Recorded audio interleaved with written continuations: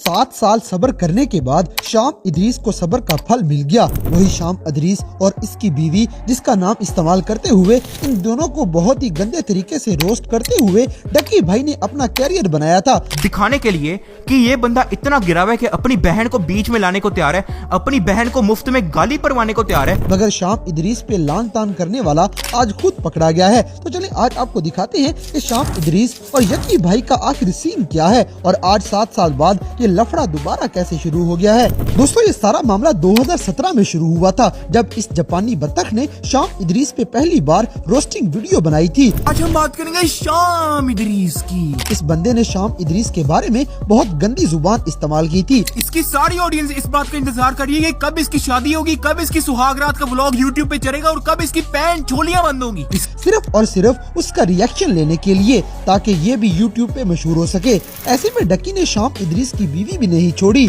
इसने फ्रॉगी के हिजाब को भी रोस्ट किया, उसके हिजाब का भी मजाक उड़ाया और शाम इदरीस को पूरे इंटरनेट पे जलील करके ये बंदा खुद मशहूर हो गया। मैं हिजाब पहन के रैप भी करूंगी, मैं उसकी इंसल्ट भी करूंगी, बिकॉज व्यूज मैन व्यूज। और ये सिर्फ अकेले नहीं है जिसने हिजाब की माँ बहन एक करनी शुरू की हुई है, ये बंदा भी उसमें बराबर का ही शरीक है। मगर दोस्तों इस डकी भाई की असल हकीकत क्या है, ये आज 7 सालों बाद पाकिस्तानियों को सामने खुल के आई है। चलो डटी भाई तो बाहर। पहले इस यकी भाई ने कराची के एक लड़के हनी हुमैल को डराया धमकाया, उसे इंस्टाग्राम पे अप्रोच किया और धमकियां दी, बिल्कुल उसी तरह जैसे डकी ने एक बड़ा ड्रामा किया था कि मुझे शाम इदरीस ने डराया धमकाया है। अब ये खुद आम शहरियों को धमकाने लग गया है। सबसे पहले तो यार ये देखो, ये कोई जाली चैट नहीं है, वेरीफाइड अकाउंट से है। मेरे को एक मैसेज आया, ठीक है, जिसमें मेरे को ये धमकी दी गई कि तुम्हें घर से उठा लिया जाएगा या तुम्हारे खिलाफ साइबर सिक्योरिटी फेक थ्रेट्स बनाई गई। और ऐसा कोई पहली बार तो हुआ नहीं है, ऐसा पहले कितने क्रिएटर्स के साथ हुआ है। गाइस बात सिर्फ यही खत्म नहीं होती, बल्कि बदला ब्रदर्स को भी आप जानते होंगे, उसको भी जान से मारने की धमकियां मिल चुकी हैं। डक्की को मैंने पिछली 3 वीडियोस में एक्सपोज किया, रोस्ट किया है और अब ये मुझे धमकियां दिलवा रहा है। वो भी सिर्फ इसलिए कि बदला ब्रदर ने डकी भाई को रोस्ट किया था और फिर डकी ने बदला ब्रदर को अगवा करवा दिया, उससे माफिया मंगवाई, उसे यूट्यूब पे स्ट्राइक मार दिए और उस बेचारे की फैमिली को धमका के उसे ये मुल्क ही छोड़ने पे मजबूर कर दिया। दोस्तों इसके बाद मिस्ता अजीब भी एक रोस्टर है जो यूट्यूब पे रोस्टिंग वीडियोस बनाता था, मगर वो बेचारा भी इस यकी भाई की हरामजादियों की वजह से हमेशा के लिए यूट्यूब छोड़ गया है, क्योंकि मिस्ता अजीब ने डकी को बहुत रोस्ट किया था। अब ये कराए का डड्डू पहले कहता था कि कमेंट्स बैन करने वाला चोर होता है, अब ये खुद क्या कर रहा है। नहीं तुम लोगों को अगर मेरी बात पे नहीं यकीन आता तो ये खुद ही डकी भाई की असलियत आवाम को बताई थी कि ये कैसे दूसरों की वीडियोस कॉपी करके उनके आइडिया कॉपी करके अपनी वीडियो बनाता है। ऐसे है कि इसकी खाली एक वीडियो नहीं कॉपीड है बल्कि 10 और भी वीडियोस कॉपीड हैं। तो ऐसे ही तो बनती है ऐड।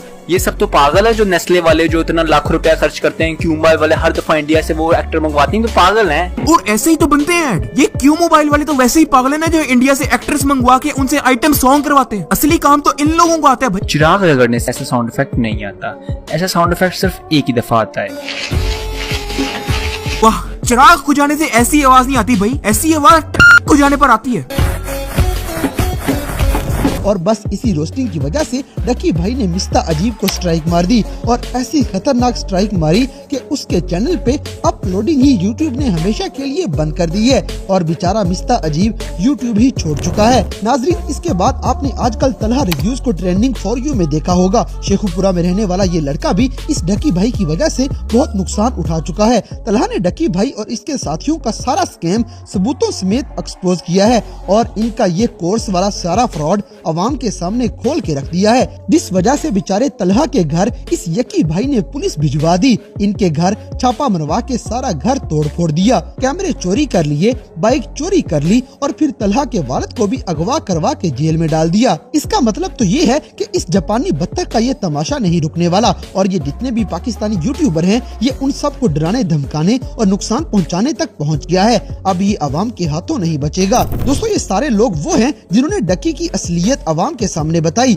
डकी जैसा झूठा और फ्रॉड इंसान पूरे यूट्यूब पे नहीं, यही बात इन सारे लोगों ने सबूतों समेत अवाम के सामने रखी है और इसी वजह से डकी ने इनके साथ बदमाशी की है। मगर ये सब देखते हुए आज 7 सालों बाद शाम इदरीस ने डकी भाई को जवाब दिया है। जी हाँ गाइज, 7 साल इस बंदे ने सब्र किया है, तब इसने डकी को कोई जवाब नहीं दिया था। वो जितना मर्जी रोस्ट करता गया, जितनी मर्जी बकवास करता गया, मगर शाम इदरीस ने चुप रहने और सब्र करने में ही भलाई समझी। हता कि शाम इदरीस और इसकी बीवी को पूरे सोशल मीडिया और पूरी दुनिया में बहुत जलालत और रुसवाई का सामना करना पड़ा था। हता कि शाम की फैमिली डिप्रेशन में चली गई थी, मगर अल्लाह की लाठी बड़ी बेआवाज होती है। वो इंसान को उसकी औकात याद करवा के रहती है और आज 7 सालों बाद डकी की यकी अवाम के सामने है और अवाम को पता चल चुका है कि ये कितना बड़ा झूठा, कितना बड़ा फ्रॉडिया और कितना बड़ा स्कैम है।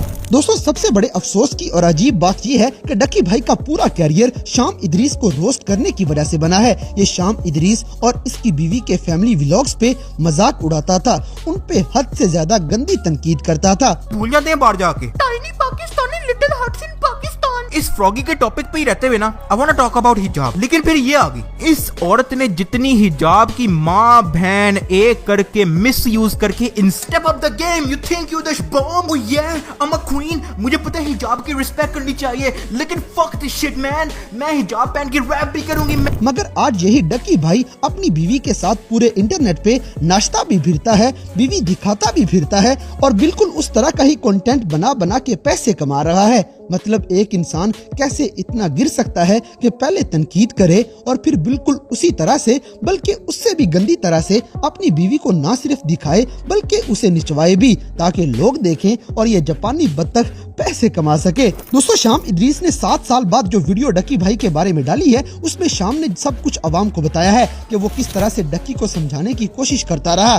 साइबर क्राइम में डकी के खिलाफ रिपोर्ट भी जमा करवाई, मगर आज तक एक भी स्टेप ऐसा नहीं लिया, ना ही कोई ऐसी बात की जिससे डकी भाई को कोई धमकी मिली हो या फिर उसे कोई गाली गलोच दिया गया हो। मगर ये बंदा अवाम के सामने झूठ बोलता रहा और मजलूम बन के गाली गलोच करके अपने सब्सक्राइबर बढ़ाता रहा। गाइस, इतनी ज्यादा नफरत अंगेज बातों की वजह से पाकिस्तानी अवाम का ब्रेन वॉश इस कदर हो चुका था कि अवाम यकी भाई की फैन होती गई और शाम इदरीस के खिलाफ हो। हत्ता कि शाम इदरीस जब अपनी बीवी के साथ पाकिस्तान आया तो लोग इसकी बीवी पे हमला आवर हो गए थे। किसी ने मुक्के मारे और किसी ने थप्पड़। यानी डकी की झक्कियों की वजह से इस शाम इदरीस और इसकी फैमिली को इस कदर नफरत का सामना करना पड़ा था और ये सब कुछ सिर्फ इस बंदे की गलीज गंदी सोच की वजह से। मगर दोस्तों, ये बंदा जिस तरह शाम इदरीस की फैमिली व्लॉगिंग का मजाक बनाता था वो आपके सामने है, दिखाने के लिए कि ये बंदा इतना गिरा हुआ है कि अपनी बहन को बीच में लाने को तैयार है, अपनी बहन को मुफ्त में गाली परवाने को तैयार है। और अब ये खुद जिस तरह से गंदे स्टाइल में अपनी बीवी की नुमाइश करता है उसका फिर अल्लाह ही हाफिज है। और तो और अब ये जाली कोर्स बेचने और अवाम को पागल बना के अवाम के ही पैसे बटोरने के चक्कर में भी है। दोस्तों, इस जापानी बत्तख को बहुत सालों बाद तलहा रिव्यूज ने ऐसा काबू किया है कि ये अब बचने वाला नहीं, क्योंकि इस यकी ने पाकिस्तान के बाकी सारे यूट्यूबर्स को छोटा समझ लिया है। मगर आज 7 सालों बाद शाम इदरीस का बदला भी पूरा हो रहा है और अवाम भी अब इसकी अकल को ठिकाने लगाएगी। तो गाइज, आपके ख्याल में शाम इदरीस और तलहा रिव्यूज ने डकी के बारे में जो बातें कही हैं, ये ठीक है या गलत? इस बात से हमें कमेंट बॉक्स में आगाह करें और अगर वीडियो पसंद आई है तो लाइक करें, शेयर करें और हमारे चैनल टॉपिक्स टीवी को सब्सक्राइब करना ना भूलें।